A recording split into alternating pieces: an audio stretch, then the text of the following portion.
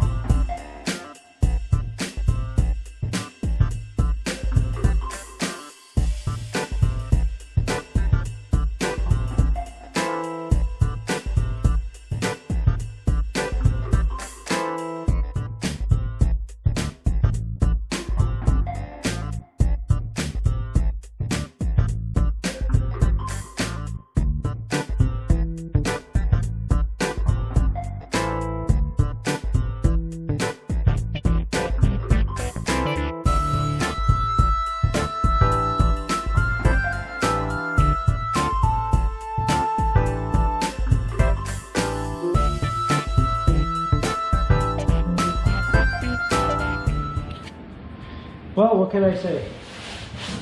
It was a lot of work, but it came out exactly the way I pictured it. We did cover it all in tweed. This is probably a little more robust than it needs to be.